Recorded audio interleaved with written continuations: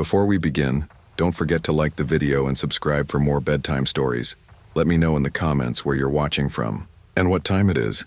And if there's a story you'd like to hear next, I'd love to know that too. I wasn't planning on stopping that afternoon. Honestly, the whole day felt like a race I was already losing.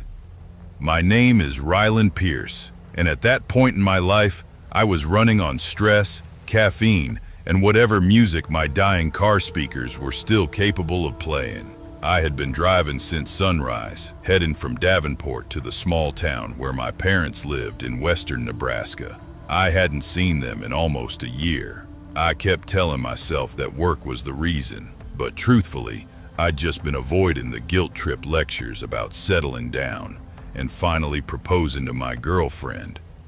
But today wasn't about any of that. This time, I genuinely missed them, especially my mom's voice.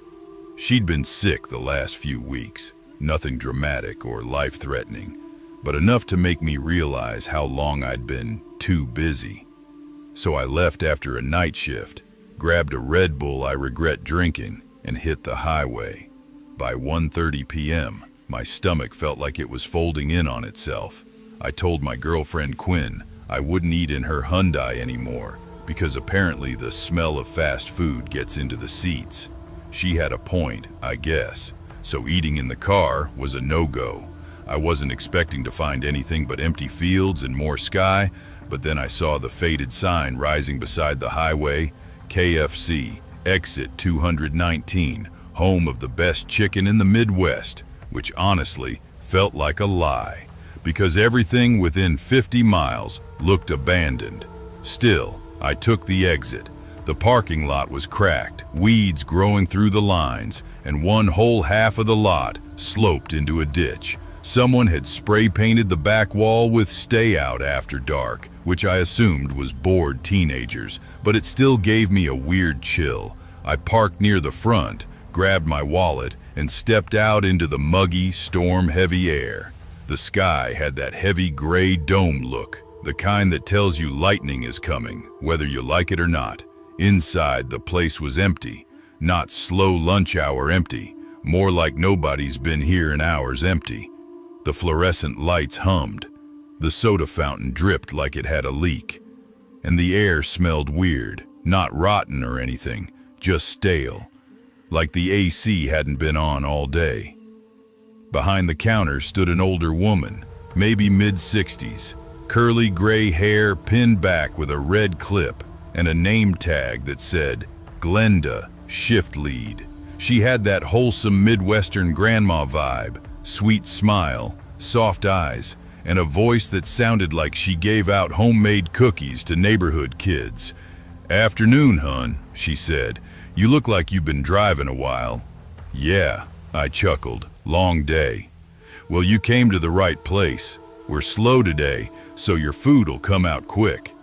I ordered a Pepsi, a tender's box, and she gave me that same warm smile.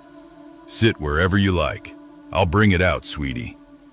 I thanked her and walked to a booth near the window. The cornfields across the road bent back in the rising wind. Thunder rolled somewhere in the distance. I checked my phone. No service, not even one bar. I sighed and leaned back. For the first time in hours, I felt almost relaxed, until a long, glossy black vehicle rolled into the parking lot. It wasn't a car. It wasn't even a truck.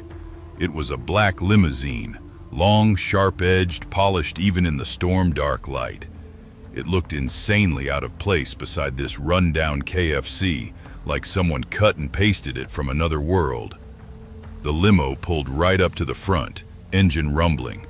I stared through the window because who the hell brings a limo to a KFC in the middle of nowhere? The driver's door opened, and out stepped a woman in a wedding dress.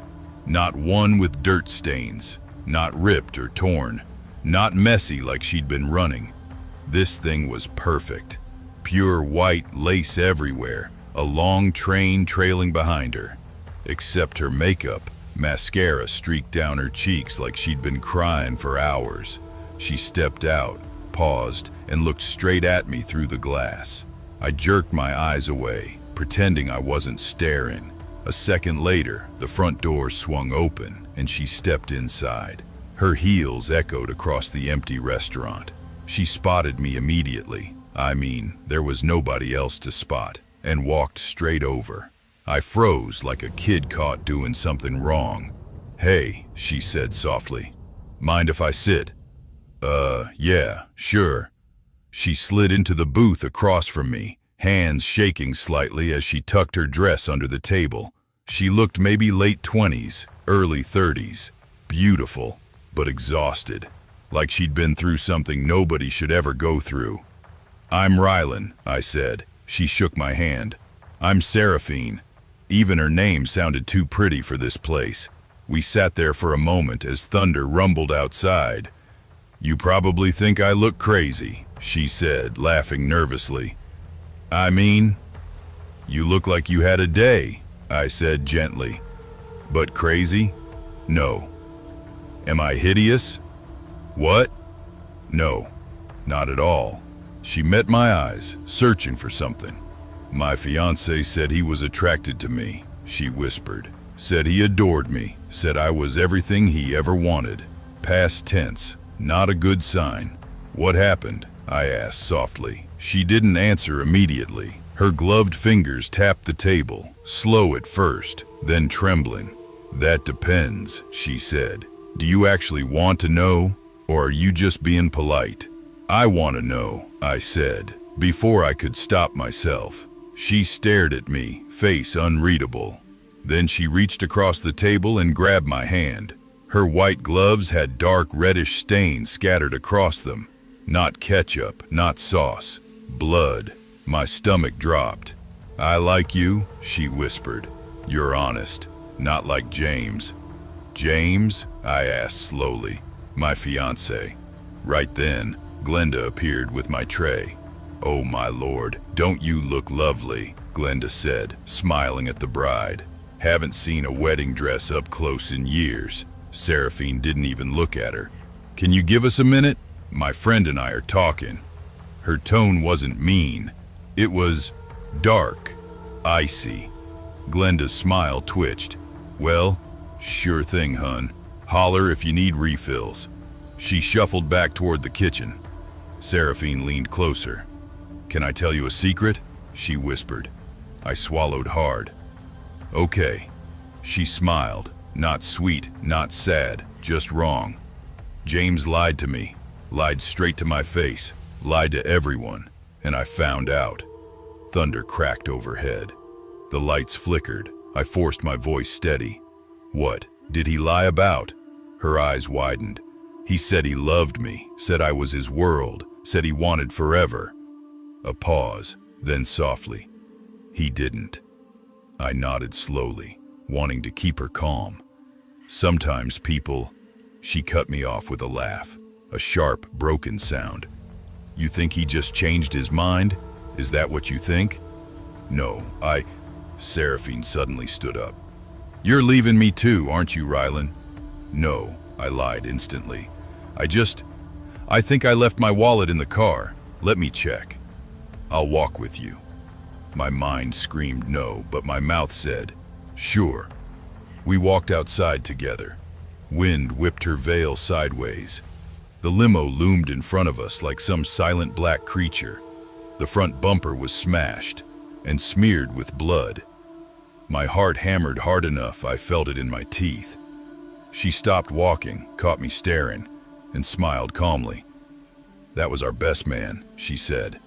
"Well, what's left of him anyway?" I swallowed back bile. "He kissed James behind the chapel." "Oh," I whispered. "I'm sorry." "He deserved it," she said, "didn't he?" I nodded way too quickly. "Yes, yeah, absolutely." She leaned in so close I felt her breath on my cheek. "You're different," she said. "You get it. You understand me." James is in the back," she said suddenly. "Do you want to see him?" Every instinct in my body screamed no, but I forced a shaky smile. How about we don't talk about James?" I said. "You deserve better." Her eyes softened. Her grip loosened. "You're sweet." "I'll get my wallet," I said. I walked to my car slowly, pretending calm, my brain screaming in panic. I unlocked the door, slid in, and went to shut it, but she grabbed it and punched me in the face so hard my vision went white. My keys slipped from my hand and fell somewhere under the seat. "You're going to leave me too," she hissed, climbing into the car. "You're just like him." Her hands were on my throat before I could reach for anything. She was stronger than she looked, way stronger. Stars danced in my eyes as she squeezed. I clawed at her wrists, gasping. Then, boom! A deafening blast echoed through the parking lot. Seraphine froze. Her grip loosened. She looked down. A small red hole bloomed through her dress. Blood spilled fast. She slumped sideways, collapsing out of the car, wetting fabric fanning out like broken wings. Behind her stood Glenda, holding a 12-gauge shotgun like she'd been preparing for this moment her entire life. She pumped it once more with a loud chick-chick. "You okay, hun?" she asked, breath steady. "She's been circling the interstate all week. Sheriff's been looking for her." I coughed, gasped, wiped the blood from my lip. Thank you." Glenda smiled, that painfully Midwestern smile. "Let's get you inside. I need to call the police. And you never did finish your chicken." The storm finally broke then, rain pouring like someone dumped a bucket over the sky. I stared at the bride's body for a long moment. Then I followed Glenda back inside. The lights hummed overhead. The fryer crackled in the back. And somewhere behind the counter, a phone began dialing 911. I sat back in my booth, trembling, staring at my untouched food. I don't think I'll ever eat at a KFC again, ever. I never thought a simple road trip would screw up my entire life. I'm saying that now, sitting here alone in this dim motel room, where the walls still smell like cheap bleach and old cigarettes, and where every shadow feels like it's leaning toward me. But back then, just 4 weeks ago, life was pretty damn good. Maybe too good. I wasn't famous, but I had a solid following on Insta. Around 500,000 people, enough that I got sponsorships, brand deals, and the privilege of hearing "OMG, I love your page" about 50 times a day. My name is Jenna Rowell. At least, that's the name everyone knows. I talk a lot about mental health, real beauty, self-esteem, vegan living, all of that. I kept things positive because I genuinely believed people deserved a little brightness in their day. Even when trolls came after me, I just blocked, breathed, and moved on.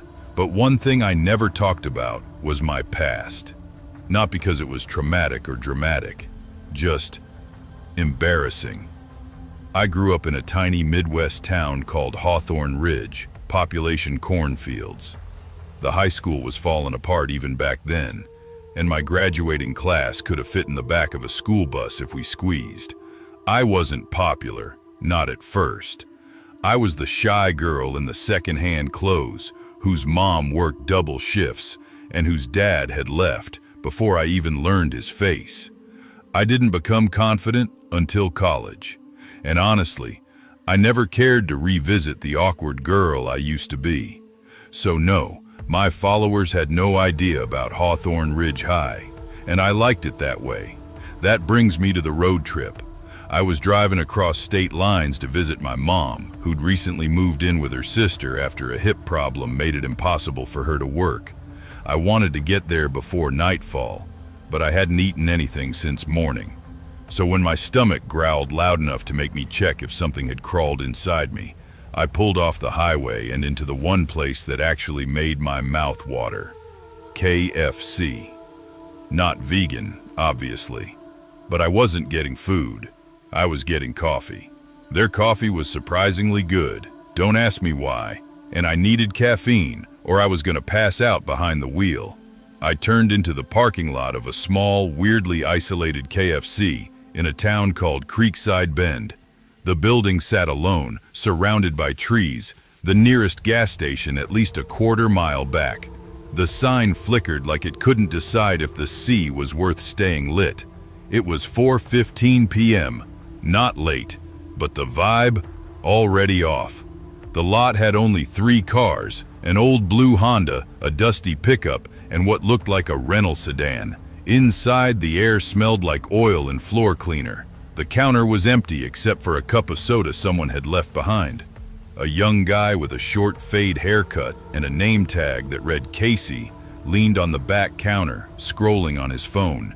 He didn't look up until I cleared my throat. "Hey, sorry," he said, putting his phone away. "What can I get you?" "Just a large coffee," I said. He blinked at me. You sure? We don't really get many orders for that." "Yeah, I know. But you guys make surprisingly good coffee." He laughed. "That's literally the first time I've ever heard that." "Well," I shrugged, "I'm here to break barriers." He grinned and turned to start the order. "You from around here?" "I used to be," I said, without thinking. "Midwest born. I'm heading to see family." As soon as the words left my mouth, regret hit me. I didn't talk about home, not with strangers, not with anyone. "Right on," he said, handing me the cup. "Be careful on the back roads tonight. Some of them don't have lights and the GPS gets sketchy." "Good to know." I paid, thanked him, and walked to a corner booth so I could answer a few DMs before driving again. It wasn't unusual for me to be on my phone a lot. My followers expected updates, positivity, photos, little glimpses into my life. That's when I saw the message, a new one, from a name I didn't recognize. Eliza Merrick. Profile picture, a blurry shot of long dark hair and sunglasses. Message, "Did you go to Hawthorne Ridge High?" My stomach lurched. Nobody online had ever asked me that. Nobody even knew to ask. My high school wasn't on Facebook, wasn't tagged anywhere, wasn't connected to my modern life. I carefully avoided any mention of it. I stared at the message for a long time before responding. "Where'd you hear that?" The reply came immediately, not a second later. "So you did." Something about it felt hostile, like she was waiting years for me to confirm it. "I don't discuss my old school online," I typed. "Sorry." I hit send, but I didn't feel good about it. I didn't like how my pulse had jumped when I read her question, like my body knew something I didn't. I glanced around the KFC dining room. A middle-aged woman in a brown jacket sat by the window, eating chicken strips. A teenage couple shared a bucket across the aisle. Nobody was paying attention. To me, still, I felt watched. My phone buzzed again. "You don't remember me." That wasn't a question. Before I could respond, another message came through. "You made my high school life a living hell, and you don't even remember my name." I frowned. This was insane. I wasn't a bully in high school. I barely talked to people. I wasn't cool, wasn't pretty, wasn't anything except painfully awkward. If anything, I was the one getting picked on. I typed, "I think you have the wrong person." Nothing. 10 seconds. 20. A full minute. I put my phone down, rubbed my eyes, and told myself this was just some troll or someone who had me confused with another Jenna. Happens all the time. I finished my coffee, posted a nice little road trip vibes story, then stood up to leave. But as I passed the trash can, I noticed something sitting on top of it. A photograph. Just a single printed photo. I picked it up, assuming someone dropped it. My breath froze. It was a picture of me, from earlier, walking into the KFC, taken from the parking lot. And on the back, written in smeared black marker, was one word. "Remember?" I looked up so fast I got dizzy. The teenage couple was laughing at their phones. The woman by the window was dipping a fry in sauce. Casey was refilling napkins near the soda machine. Nobody suspicious. Nobody watching me. I shoved the photo into my purse and hurried out the door. I locked my doors, tossed my bag into the passenger seat, and started the engine with shaking hands. My phone buzzed again. "Eliza, I'm glad you saw the photo." My fingers trembled as I typed back. How the hell did you get that? Are you here? 3 typing dots appeared, then stopped, then appeared again. Finally, you always cared so much about being seen, about being admired. I just wanted to remind you what you really are. What does that even mean? I whispered to myself. I typed, leave me alone. No answer. I backed out of the parking lot, checking every mirror, half expecting someone to burst out from behind a car. But the lot stayed still and silent. I drove for an hour before I calmed down enough to breathe normally again. The sun was dropping. The sky was burning orange. My mom lived another 2 hours away. I'd be there by 8. My phone buzzed again. Another message from Eliza. A single image. When it loaded, my throat closed. It was my house. My LA house. The front porch. The blue door. The exact angle you'd see if someone took it standing on the sidewalk. And the caption, "You still look so proud." My heart hammered so hard I couldn't hear the road. Jesus Christ, I whispered. What does she want? Money? Clout? I tried messaging again. Who are you? What do you want from me? Nothing. Not a damn thing. My hands shook on the steering wheel until I had to pull over on a dirt turnout near a stretch of forest. I sat there, breathing hard, trying to get a grip. Then, another message. I'll see you tonight. Nothing else. I stared at the glowing screen until my vision blurred. By the time I reached my mom's place, I had convinced myself that Eliza was bluffing. There was no way she knew where I was. No way she followed me. No way she was actually nearby. I hugged my mom, ate dinner with her and my aunt, pretended everything was fine, and went to bed in the guest room. But I couldn't sleep. Every sound outside made me jump. Every creak of the old house sounded like footsteps. At 2:07 a.m., I finally drifted off. At 3:19, my phone buzzed. My eyes opened instantly.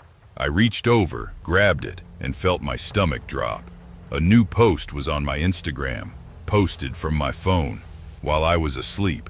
It was a picture of me, not flattering, not staged, not filtered. Me sleeping on my side, mouth slightly open, hair messy, a droplet of drool on the pillow. The caption, nightmare. My entire body went cold. No, I whispered. No, no, no. Another message arrived. Eliza. I wanted them to see the real you. I woke up the whole damn house screaming. An ambulance ended up being called. Police searched the house. There were no broken locks, no footprints, no evidence anyone got inside. Nothing. I spent the next morning deleting the picture and blocking hundreds of comments asking, what the fuck is this? But the damage was already spreading. Rumors, Reddit threads, screenshots. I needed to take control of the narrative. So I did the only thing that made sense. I recorded a video. I sat in my mom's bathroom and said, hey everyone, I want to show you the real me today. No filters, no glam, just honesty. Then I started applying my makeup like normal. But halfway through, my cheeks started burning, then itching, then swelling. Okay, what is happening? I muttered. My eyes watered so badly I could barely see. I leaned toward the mirror. My skin was red, boiling red, like something was eating into it. My phone buzzed. I knew who it was before I even looked. Eliza, this is the last time you'll ever be pretty. Doctors later told me someone had mixed a highly corrosive chemical into my foundation, concealer, and contour palette. Only someone who had been physically near my things could have done that. Near enough to open my drawers. Near enough to stand next to my bed while I slept. I was in the hospital for 3 days. My left eye is permanently damaged. Half my face may never heal completely. Police are looking into it, but Eliza's account, gone, deleted, no trace. Her name doesn't appear in any school records either. Not mine, not nearby towns, not anywhere. It's like she never existed, but she did, and she still might. I'm scared. I'm angry as hell. I'm humiliated. And the worst part, I still don't remember her. Not her face, not her voice, not her name. Who was she? And what did I do to make her hate me this much? Because people don't ruin your life for nothing. I didn't plan on staying late that night, but overtime hits different when you're behind on rent. I had already worked a double, and the smell of fryer oil had glued itself to my clothes so deep, I swear it was part of my DNA at that point. My name is Arlo, by the way. Yeah, strange name. People say it sounds like I should be selling vinyl records out of a camper van, but I was just a 24-year-old dude trying to survive on a manager trainee salary at a KFC in rural Minnesota. That night, the rain had been falling since noon, a non-stop gray sheet that drowned the whole town, the kind of rain that steals color from the world. The windows were fogged, the parking lot reflected like a broken mirror, and I was alone up front. My co-worker Hollis, a skinny guy with curly hair and the attention span of a wet cat, was in the back inventorying, which basically meant scrolling TikTok behind the walk-in freezer. And me, I was doing that thing I do too much, thinking way too hard about stuff I should have let go of years ago. My ex, the breakup, the long nights, the stupid feeling that life was supposed to be more than soggy chicken buckets, and late shifts. The rain hit the glass in that soft rhythmic pattern that almost puts you to sleep. And for a second, I let it. My eyes drifted, my chin dropped toward my chest. The fryer hummed in a lullaby kind of way. Then, K-R-R-R-R-K. The sound of the back door hinges screeching cut through the quiet like a blade. I jerked upright. Hollis? No answer. I frowned. Dude, if you're messing with me again, I swear, still nothing. I sighed, pushing off the counter. Hollis was an idiot sometimes, but he didn't usually pull disappearing acts without bragging about it later. I started walking toward the kitchen when something outside caught my eye. Headlights. A black sedan rolled into the parking lot, slow, precise, like whoever was inside was memorizing every inch of our building. The car didn't pull into a normal spot, not even close. It rolled right up to the front doors, tires slicing through puddles. Damn, I muttered. Okay, that's weird. People did weird stuff in bad weather, sure, but straight to the door? That wasn't normal. I leaned over the counter for a better look. The passenger door swung open first. A young woman stepped out, maybe early 20s, red hair plastered to her skin like she'd walked through a waterfall. No coat, no sweater, just a faded t-shirt and jeans soaked through like she'd been standing in the rain for hours. Her arms were wrapped around herself, shivering violently. But the thing that froze me? Her eyes. She didn't look at me. She looked down, like she wasn't allowed to raise her head without permission. A second later, the driver's door opened. A big man, broad, heavy, maybe mid-40s, stepped out. He didn't hesitate, didn't look around, didn't even seem bothered by the rain. He just shut the car door, straightened up, and locked eyes with me through the glass like he already knew who I was. And then he smiled, a slow, stretched, unnatural smile that didn't reach his eyes. My gut twisted instantly, instinct warning me like a fire alarm. Still, duty is duty. I walked toward the door, trying not to look as tense as I felt. Sir, hey, just letting you know, nobody can park up front like that. He opened the door fully before I could finish. Up close, the man was even bigger. His shoulders filled the doorway. His breath carried the sour smell of cheap whiskey and wet clothes. What? He snapped. Sir, I was just saying the car can't be parked right at the... I saw it happen in slow motion. His eyebrows rose, his expression loosened, and then, without a hint of emotion, a voice flat as dead air left his mouth. I'm gonna kill you. Just like that. Like he was telling me the daily specials. Time cracked into pieces. My brain didn't even know how to process it. I blinked. I'm sorry. He pulled something from his jacket. A knife. Not just a knife. A long, military-style blade, rain trickling down the steel in perfect silver beads. The kind of blade that meant he'd done this before. I felt my knees soften. Sir, listen, man, you don't gotta... Relax. He said it with that same dead calm. Before I kill you, you're gonna make us something to eat. He jerked his head toward the girl. Come here. She obeyed like a machine. Not a word, not a sound. She walked over, trembling. Then he grabbed a fistful of her hair and lifted her head forcefully. Something snapped in my chest. Hey, stop. Leave her alone. He shot me a glare so sharp I swear it sliced the air. Make the food. I swallowed hard and backed into the kitchen, my mind spiraling. Where the hell was Hollis? Had he gone home? Had something happened to him?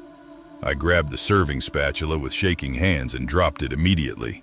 It clattered onto the tiles. He scoffed. Jesus, you folks get stupider every year. The girl whispered something under her breath, too soft to understand. He turned on her. What was that? No answer. His nostrils flared. You want to run again? Huh? Want to make me chase you in the damn rain? Her lip trembled. No, I'm sorry. Her voice was faint, like her throat had been raw from crying for hours. I took another breath, trying to steady my hands, but my limbs felt like liquid. I reached for another utensil, and then I heard a soft creak behind me. The door from the walk-in cooler shifted. A breath of hope leaked through my chest. Arlo? Hollis' voice. He peeked out, Rubik's Cube in hand, eyes widening when he saw me on the floor, and the giant man closing in with the knife. Everything erupted at once. Hollis, run! He didn't run. He charged. I will never forget the sound, the crack of plastic against skull. Hollis slammed the Rubik's Cube against the man's head with every ounce of strength in his skinny body. The man's eyes rolled back. He staggered, slipped on the wet floor, and crashed head first into the metal counter. The knife clattered away. The girl stumbled backward, gasping. For a moment, none of us moved. Then, a police siren screamed through the rain. My breath collapsed out of me. Red and blue lights washed over the soaked parking lot as two officers stormed through the entrance with guns raised. Police, don't move. He's right here, Hollis yelled, pointing at the unconscious man. I knocked him out. Don't shoot. The girl burst into tears, stumbling toward the officers. He took me. Please don't make me go with him. One officer gently wrapped her in a blanket. Another cuffed the man, still unconscious, blood trickling from his temple. Hollis leaned against the counter, breathing hard. Bro, I told you he was sketchy. I called the cops from the walk-in. I knew something was off when he kept circling the building earlier. I saw his car pass by 3 times. I stared at him, stunned. You saved my life, he shrugged weakly. Guess Rubik's Cubes are good for something. I let out a shaky laugh that turned into a sob halfway. The fear, the adrenaline, the guilt, it all hit at once. The girl was escorted outside, protected now, safe. And me? I just stared at the rain, still falling heavy and endless, and wondered how close I'd come to dying behind a fried chicken counter. It's weird how a place can look exactly the same after something like that, but feel completely different, like the world shifted a few inches sideways. The officers asked us 1,000 questions. EMTs checked us. The man was taken away, but the girl, before she left, walked over to me. She placed a shaking hand on my arm. Thank you for not running, she whispered. Most people would have. I didn't know what to say. I just nodded. Hours later, when the rain finally slowed, Hollis and I locked up and stepped outside. The parking lot was still slick, but now it reflected the first hints of dawn. He nudged me. Arlo. Seriously, new rule. We don't work past midnight anymore." I laughed. Deal. We got in our cars and went home in silence, the kind that only comes when you've just survived something you don't fully understand. But one thing was clear. Some nights stay with you forever, and some strangers are far more dangerous than the storms they walk through. I used to think road trips were the kind of thing people romanticized online. Long highways, dusty sunsets, playlists that made the miles feel meaningful. But real life isn't like that. Real life is quieter, heavier, and sometimes full of things you don't want to look at directly. My name is Ryland Grant, 33 years old, born in Ohio, raised mostly by my aunt after my mom passed when I was 9. I married young, 24, and at first it felt like I had finally built something stable after a childhood full of moving around. My wife, Nora, had this calm way of seeing the world. She was an EMT, the kind of person who moved toward chaos instead of running from it. And for a long time, I thought that made us stronger together. But then life happened. Long shifts, stress, resentment building from things we never said out loud. We weren't fighting exactly. We were more like two magnets turned the wrong way, quietly pushing apart. So the road trip? That was my idea. I figured if we got out of town, no jobs, no neighbors, no responsibilities, we could maybe talk like normal people again. Maybe remember that we used to really like each other before the world piled up on us. We picked a route from New Mexico through Arizona and into Nevada, mostly desert, mostly quiet. I told myself the silence would help us reconnect, but silence can also crack you open. And mine had been cracking for months. I hadn't told Nora about the nightmares. I hadn't told anyone. Honestly, I barely understood them myself. In them, I was always in a public place, a store, a rest stop, a diner, and someone would be there who looked normal at first. Then their eyes would go completely black. No whites, no irises, just a void.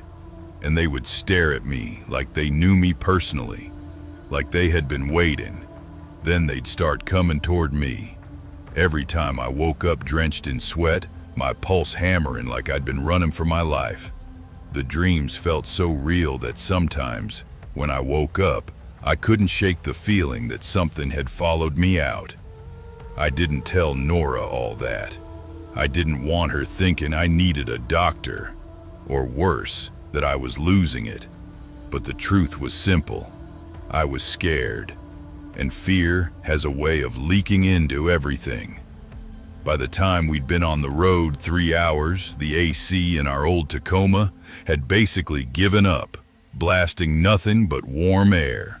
The highway shimmered with heat waves, and the radio kept flickering between static and some local country station. Nora tried making small talk. Normal stuff, movies we'd missed, a funny story from work. But every conversation died after a few minutes. She could tell something was off with me. I kept catching her glancing at me like she was trying to decode something on my face. Around noon, she said, "Rye, you okay? You've barely said 10 words since we left Albuquerque." "I'm fine," I lied. "You don't look fine. Just tired." She didn't push, not then, but I could feel her frustration building. Eventually, she pointed at a sign for gas and food. "Let's stop, I'm starving." I wasn't hungry, but I nodded. My stomach had been tight all morning, like my body knew something I didn't. We took the exit and ended up in a tiny town, barely more than a gas station and a couple of dusty buildings. The only place to eat was a standalone KFC with a giant sun-bleached Colonel Sanders sign that looked like it hadn't been repainted since the early 2000s. Nora groaned. "Seriously? I wanted actual food." "It's either this or nothing for miles," I said. "Yeah, I get it. Just great." The parking lot was completely empty. Not a single other car. "That's weird," she murmured. "Even gross places get at least one dude eating alone." I shrugged. Maybe lunch rush hasn't started. It's noon. She wasn't wrong. Inside, the place was lit with harsh fluorescent bulbs buzzing loud enough to hear. A middle-aged woman stood behind the counter, tall, broad-shouldered, hair pulled back in a messy bun. Her name tag said Glenda. She looked surprised to see us, like we'd walked into her living room instead of a restaurant. "Well, hey there," she said. "Ain't had customers all day." Her voice had a warm southern drawl, friendly enough, but something about her smile didn't quite reach her eyes. Nora ordered a chicken sandwich meal, and I got a small tenders box, even though I wasn't hungry. We filled drinks from the fountain, me, sweet tea, her, lemonade, and picked a booth near the window. For a minute, neither of us spoke. Nora kept stirring the straw in her cup, ice clinking softly. Finally, she said, "Enough. You gotta talk to me, Rye." I stared at the table. "I'm not mad," she said gently. "I just feel like you're somewhere else lately, and I can't reach you." My chest tightened. "It's not you," I said quietly. "That's what people say right before it absolutely is about the other person." I huffed a small, humorless laugh. "It isn't, I swear." "Then what?" Before I could answer, Glenda walked over carrying our trays. She set them down with a thump and said, "Y'all enjoy now," then turned away. Nora waited until she was back behind the counter. "Rye," she said softly, "talk to me. What's going on?" I took a breath. "I've been having nightmares," I whispered. She blinked. "Nightmares? Bad ones, for months. Why didn't you tell me?" "Because they sound crazy." "So what? Tell me anyway." I swallowed hard. "In the dreams, people look normal at first, then their eyes turn black." Nora frowned. "Black like demonic movie stuff?" "No, worse. Empty, like there's nothing behind them." She shifted uncomfortably. "That's intense. I keep dreaming they're after me, that they're following me, staring at me like they know me." Nora reached for my hand. "Baby, those are dreams. Stress dreams. I know, but they feel real. Too real. Nightmares feel real," she said softly. "That doesn't mean..." Her sentence cut off because I suddenly saw something over her shoulder. Glenda had turned around, and she was staring at us. Her face was blank, expressionless, and her eyes, God, her eyes looked wrong. Not fully black, but like the color was draining out of them, like ink bleeding into water. My breath stalled.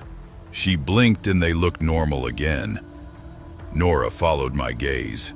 "What?" I thought I didn't know how to explain it without sounding insane. Glenda walked toward our table, slow, deliberate. My pulse spiked. Something in me screamed to get away. She reached us and said casually, "Everything taste okay?" I flinched hard enough that Nora stared at me in alarm. Then something inside me snapped. Fear, instinct, something primal. And I shoved myself out of the booth so fast the table shook. Nora said my name, startled, but I didn't hear the rest. I just ran. Out of the booth, out the door, across the parking lot, into the baking heat. I didn't stop, couldn't stop. My brain was pure static, survival mode firing like a gun. I heard Nora shouting behind me, "Rylan! Rylan!" But I was already sprinting past the truck, heading straight for the flat desert field stretching infinitely behind the restaurant. I kept running until the world blurred around me. My legs burned, my chest felt like it was splitting open. Finally, I collapsed to my knees, gasping for air. When I looked back, there was nothing. No cars, no movement, just shimmering heat waves and endless dirt. I don't know how long I sat there, but when I finally worked up the strength to stand, I turned to head back, and the KFC wasn't there. Not the building, not the parking lot, not the sign, just open desert. I froze. My mind couldn't process it. I had run in a straight line. There was no way I'd gotten turned around. I looked everywhere, eyes scanning the horizon. Nothing. Okay, I whispered. Okay, what the hell? Then I heard it. Footsteps behind me. Slow, steady. I whipped around. Someone was standing about 20 feet away. A woman, tall, broad shoulders, hair in a messy bun. Glenda. But her eyes were fully black now. Pitch black, shining under the sun like polished stone. No, I whispered. You're not real. Her mouth stretched into a smile that split too wide. You shouldn't have run, Rylan. My whole body locked. How do you know my name? I've always known your name. I stumbled backward. Stay away from me. You came all this way, she cooed. Don't you want to know the truth? What truth? But she didn't answer with words. She just took one step forward, and then another. And with every step, the desert around her darkened. Not literally, but like the world dimmed, like sunlight couldn't touch the space she stood in. I turned and bolted. I didn't look back, not once. I ran until my vision blurred, until my legs gave out, until my throat felt ripped apart. I woke up hours later on the side of the highway, sun nearly down, the sky bruised purple. A state patrol car was parked a few feet away. An officer was shaking my shoulder. Sir, you okay? I couldn't speak. I couldn't even understand how I got there. They took me to a small medical outpost, gave me water, asked 100 questions. I told them bits and pieces, got lost, dehydrated, disoriented, but I didn't mention Glenda. They wouldn't have believed me. They let me rest overnight in a spare cot. When I woke up the next morning, the first thing I asked was, did a woman named Nora come looking for me? The officer frowned. Who? My wife. She was with me. You came in alone, he said. We found no other vehicle, no other person. My blood turned to ice. No, I said hoarsely. We were at a KFC. She was right there. There's no KFC anywhere on that highway, he said gently. Hasn't been for years. I felt the world tilt. I insisted on going back to where I remembered it. They humored me and drove me out there. Nothing, just desert, empty, endless desert. But I swear the sand was disturbed in the exact rectangular shape of a foundation, like something had been there. Something big, something recently moved. That was 3 days ago. I checked into a motel an hour away because I have nowhere else to go. I haven't told anyone what really happened. Not the police, not my aunt, not the motel clerk. But every night since, I've had dreams. And in every single one, I see Nora standing in that empty field. Her eyes black, her mouth stretched too wide. And she says the same thing every time. You should have stayed, Rye. Last night I woke up to a sound outside my motel door. Footsteps, slow, steady. I'm writing this now because I can hear them again. Right outside. Stopping. Waiting.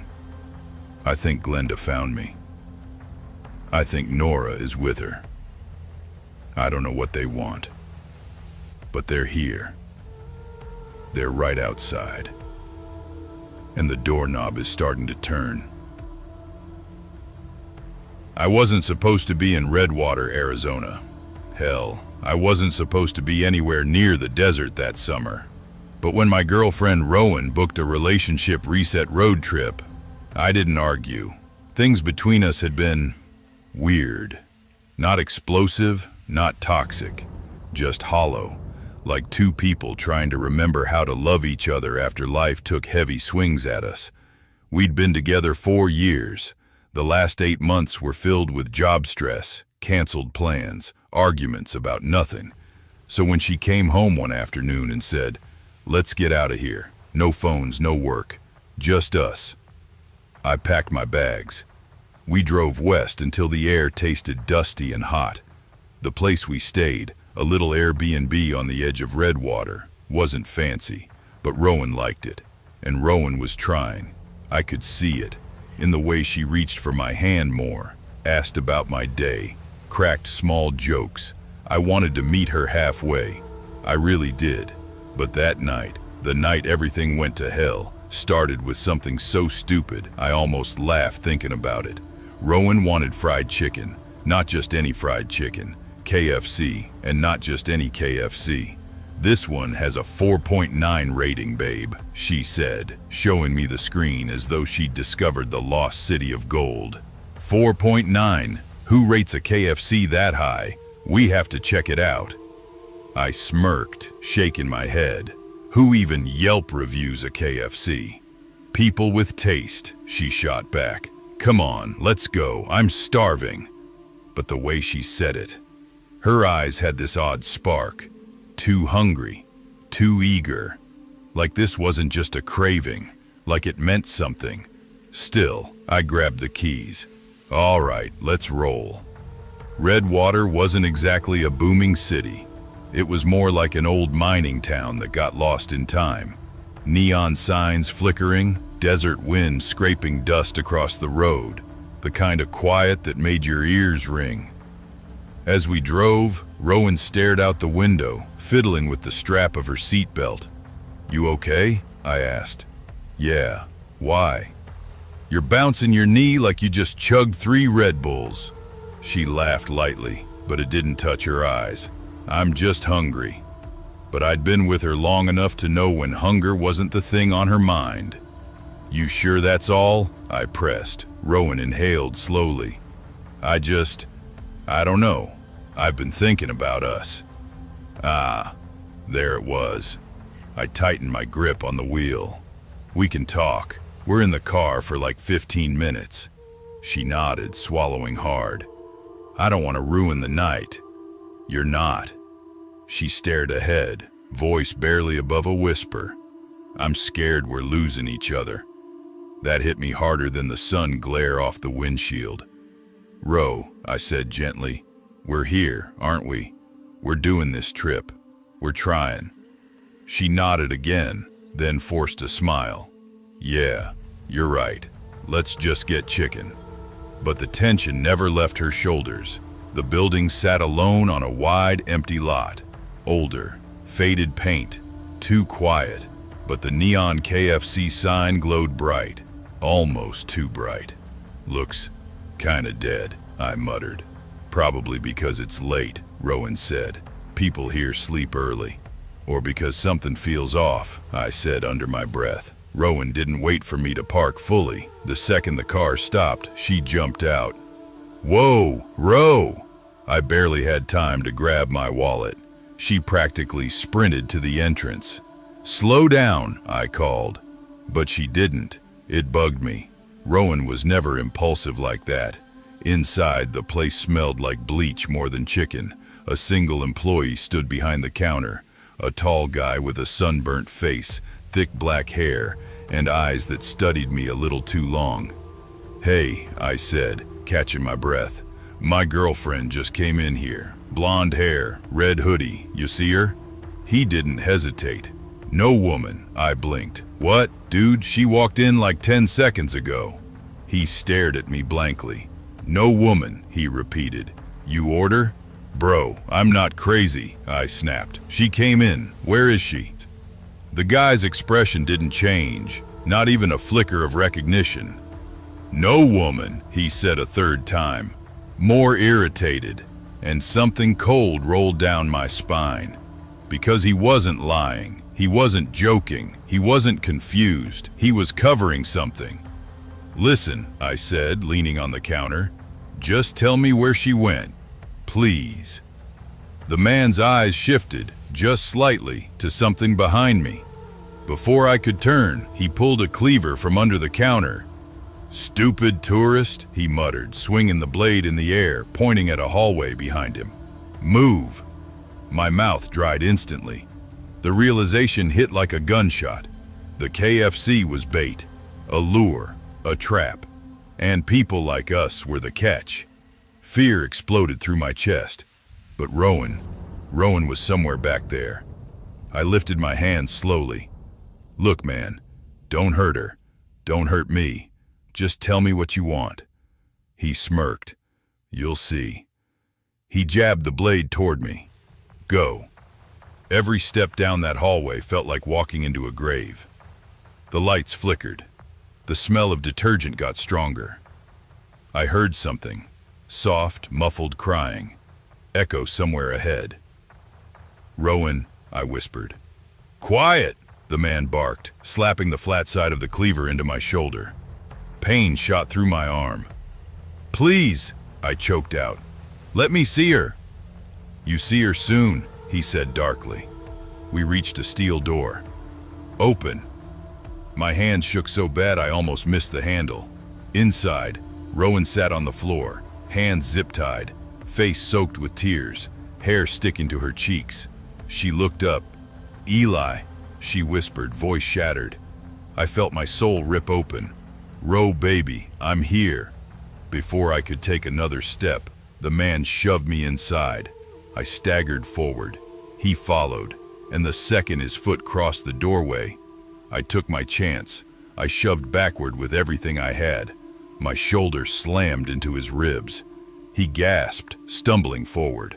The cleaver swung wildly, clattering to the ground. I grabbed his arm, twisted, threw my weight. He crashed backward, skull cracking hard against the corner of the concrete floor. He went limp instantly. I didn't check if he was alive. I didn't care. Rowan screamed as I rushed to her, knees hitting the ground. It's okay, I got you," I said, ripping the zip ties off her wrists. He said he was gonna, he said." Her voice broke. You're safe now, I swear." I lifted her up. She clung to me like she was drowning. "Eli, let's go. Please, let's just go." "We are," I said, guiding her out of the room. "Right now." But I knew someone else was coming, because I heard the worker earlier. "Be here in an hour." We didn't have that long. We sprinted down the hallway, Rowan limping from where they had dragged her. The lights flickered more violently now. Somewhere near the counter area, a phone was ringing nonstop. Voices outside, car doors shutting, footsteps. Rowan squeezed my arm. "Eli, they're here." I didn't think. I just acted. We pushed through the back door, bursting into the deserted lot behind the building. Dust swirled in the wind. The sky was pitch black. Far behind us, the front door slammed open. Flashlights cut through the night. "Run!" I yelled. Rowan and I sprinted across the gravel, lungs burning, shoes slipping. A shout rang out. "Hey, stop them!" I didn't turn around. I grabbed the car keys from my pocket mid-run, nearly dropping them. We dove into our car. I jammed the key into the ignition. "Come on, come on, come on!" The engine roared. Men spilled around the corner of the KFC, shadows racing toward us. I floored it. The tires screamed as we shot forward. We sped onto the highway, gravel pelting the back window. Rowan sobbed uncontrollably beside me. I didn't slow down. Not until the lights of Redwater glowed in the distance. Not until we were miles away. Not until I was sure no one followed us. Only then did I pull over, hands trembling so violently I could barely shift into park. Rowan curled into me, shaking. "Eli," she whispered, "we almost died." I kissed the top of her head, eyes burning. "I know," I said, "but we made it out, together." Her grip tightened around me, and for the first time in months, maybe years, she held me like she didn't want to ever let go. I never thought a simple delivery shift at KFC could flip my life upside down, but that night taught me something I'll never forget. Your dreams can drive you forward, but they can also blind you right when you need your instincts the most. My name is Rylan Torres, though everyone at the store just called me Rye. I wasn't planning on working at KFC forever. Hell, I didn't even like fried chicken that much. Too greasy, always made my stomach feel heavy after a shift. But the job paid, the schedule was flexible, and most importantly, it kept my dreams alive. I wanted to get into cybersecurity. I'd been obsessed with computers since I was 10. When my older cousin let me take apart the family desktop, my parents didn't know much about tech. They still called every laptop CPU, but they knew I had a passion for it, and for most of my teen years, I spent nights watching tutorials, learning code, messing with old desktops I found at thrift shops. I didn't have money for a proper school yet, so I was saving every extra dollar. Every paycheck I put aside a chunk, every tip, every delivery, every bonus shift, straight into a savings folder labeled Future Me. I had a picture of myself taped inside my locker at work, a photoshopped picture of me shaking hands with some of my biggest idols in Silicon Valley. Corny? Yeah, but motivational as hell. That night, when it all went down, I walked into work smiling at that photo like it was talking back to me. Someday, any day now, I whispered to myself, just like always.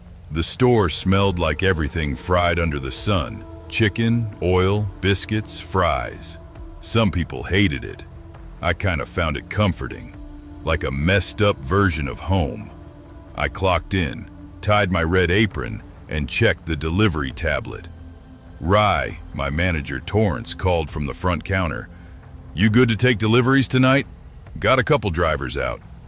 Yeah, I'm good," I said, slipping my phone into my pocket. "Need the money anyway." "That's the spirit," he said, laughing.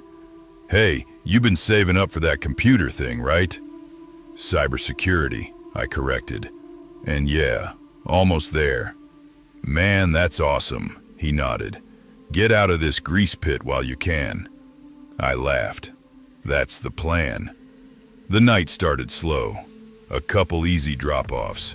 A college kid who tipped me with quarters. A drunk lady who tried to pay me with a scratch-off ticket. Normal stuff. Around 9:40 p.m., just as I was considering grabbing a snack, the order tablet chimed. Order number 47. Delivery address 1243. Parker Street special notes. Door might be open. Just knock. I frowned. Parker Street? That the block near the old furniture mill? I asked. Torrance leaned over. That's the one. You good with it? I mean, yeah, I'll take it. What I didn't say was that neighborhoods like that always had a weird vibe. Quiet, but not the peaceful kind. More like the kind that swallowed sound. Still, the address was only 10 minutes away. Easy run. I grabbed the order. 1 12-piece bucket, 2 mashed potatoes, and a Mountain Dew. Smelled damn good too. Warm, heavy, comforting. "Give me a good tip, Parker Street," I muttered to myself, sliding into my old silver Honda. "Daddy needs a graphics card." The night air was warm, a little humid. My windows were half down, and a soft breeze pushed in the smell of fried food. My favorite playlist was playing, a mix of lo-fi and early 2000s rock. The drive wasn't bad at all. Streetlights blurred across my windows as I drove past empty sidewalks and shuttered storefronts. When I turned onto Parker Street, everything shifted. The road narrowed. Houses sat far apart, some dark, some broken-looking, one or two with lights flickering inside. The kind of place where nobody walks around at night unless they're running from something. 1243 sat alone near the end of the block. A small bungalow with a long porch. The paint used to be white, but now looked like a sickly gray. The porch lights were off. Only the faint street lamp behind me lit the shape of the house.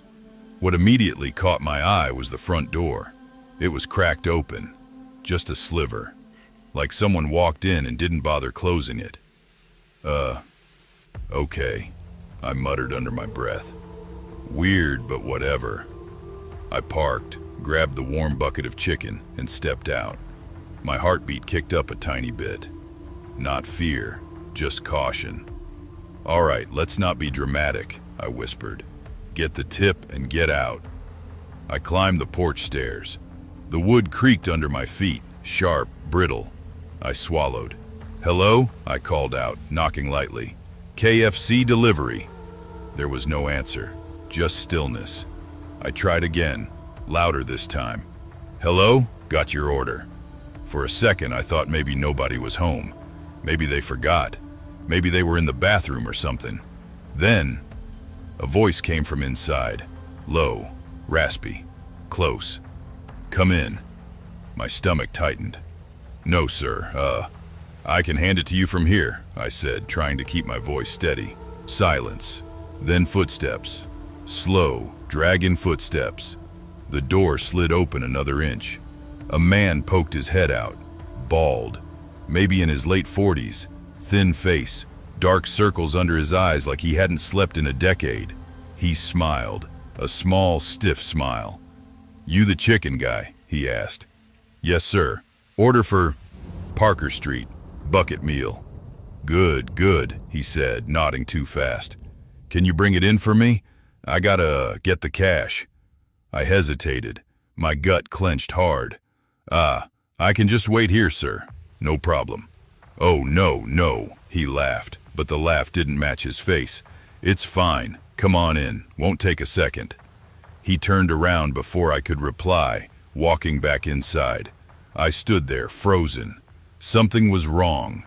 The kind of wrong that makes your body react before your brain catches up. My palms felt sweaty. My chest got tight. The fried chicken smell suddenly felt too strong, like it was trying to cover another smell. I tried to talk myself out of the fear. "He's just a weird old dude," I whispered. "People are weird. It's no big deal." But my instincts, those never wrong instincts, kept screaming in the back of my mind. "Don't go inside, don't go inside, don't go inside." I leaned forward, trying to look through the door. The inside was dim, too dim. A lamp flickered weakly in a corner. The living room was messy, papers everywhere, old furniture, boxes stacked high. I saw no second person, no sign of family, no sign of dinner plates or a TV running. Just strange, heavy silence. I took a breath. "Sir, I can leave the order here by the door." And a voice spoke right behind me. "You don't have to leave it." I jumped so hard the bucket almost flew out of my hands. "What the?" It was the same man, but he had been inside. I had seen him walk away, yet here he was now, behind me, smiling wider now. "How did you?" I stammered. He didn't answer the question. He just put a cold hand on my shoulder. "Come inside, I insist." My whole body stiffened. "No, sir, I'll just..." His grip tightened. "Inside," he repeated. I jerked away instinctively and backed up 2 steps, my heart racing. "Sir, listen, I just deliver food. That's it. If you don't want it, I can go." He blinked slowly. "You smell good." My throat went dry. "Excuse me?" "You," he said softly, licking his lips. "Smell good." That was it. My fear snapped into full flight mode. "Sir, I'm leaving," I said, voice shaking but firm. He moved faster than I expected, lunging toward me with jerky, unnatural speed. I dodged by pure panic. The bucket slipped from my hands, spilling chicken everywhere as I stumbled back. He growled, actually growled, like an animal. I bolted down the stairs, but he grabbed my hoodie, yanking me backward. I hit the porch railing hard, pain exploding in my ribs. "Don't run," he hissed. "Let me go," I yelled. "I can make it quick," he whispered. "You're smaller than the others, but meat is meat." My brain stopped. Everything froze. Everything slowed down. He's a cannibal. The house, the door, the silence, his stare. It all made sickening sense. Pure adrenaline hit me, sharp as electricity. With a burst of strength I didn't know I had, I spun and elbowed him in the face. He let go, stumbling. I didn't wait for him to recover. I dashed down the porch and ran toward my car. But he was fast, faster than I thought a man like him could move. He caught my jacket, ripping the sleeve clean off. I slammed into my car door, scrambling for the handle. "Sir, don't!" I screamed. He grabbed my leg. I kicked wildly, my shoe slamming into his jaw. He yelped, loosening his grip. I yanked the door open, dove inside, and slammed it shut. He slammed his hands on the window, snarling, spit flying, eyes wide and wild. I fumbled for the lock. Click. He started banging harder. I jammed the key into the ignition with trembling hands. My engine coughed once, twice. "Come back!" he screamed, face pressed against the glass. The car roared to life. I floored it. He chased the car for a good 10 feet before stumbling and falling to his knees. I didn't look back again. I didn't slow down. I didn't breathe. I drove straight to the nearest police station. My entire body shook as I ran inside, shouting for help. Officers rushed out. I tried explaining everything at once, stuttering, sobbing, barely making sense. But they understood enough. They sent a patrol car immediately. They found him inside the house. He had 2 missing person flyers on his table. Both victims were delivery workers, both missing for months. And in the basement, they found proof. More than enough. They arrested him on the spot. When an officer gently asked me, "How did you get away?" I couldn't answer. I just sat there, shaking, clutching my ripped jacket sleeve. My dreams, my future, my whole damn life had come terrifyingly close to ending in that decaying bungalow on Parker Street. For the next few days, I couldn't sleep. Every time I closed my eyes, I saw his face pressed against my car window, lips curling, whispering, "You smell good." But eventually, the fear eased. I kept working, kept saving, kept dreaming. Because that's the thing about life. It tries to break you, scare you, pull you off your path. But I wasn't going to let a monster take my dream away. Not then. Not ever. And even now, every time I see a cracked door or a dim porch light, my chest tightens just a little, because I know what evil looks like up close. And I know I survived it by inches. I never thought the smell of fried chicken would follow me into adulthood like a shadow I can't outrun. Not the good kind of smell, not the buttery, crispy, mouth-watering kind people crave on a lazy weekend. No, for me, that smell is a trigger, a doorway back into a night I've tried to bury for nearly 20 years. And every time it comes back, it doesn't return gently. It hits like a punch to the chest. Growing up, we weren't the kind of family that ate out a lot. Money was tight. My mom worked shifts at a nursing home, and my dad, Rowan, drove trucks for a distribution company. Most evenings, dinner was whatever my mom could throw together after a 13-hour day. Rice, beans, whatever vegetables were left in the fridge. But twice a month, exactly on the Saturdays, when my dad got back from his longer hauls, we'd get takeout. Not pizza, not burgers.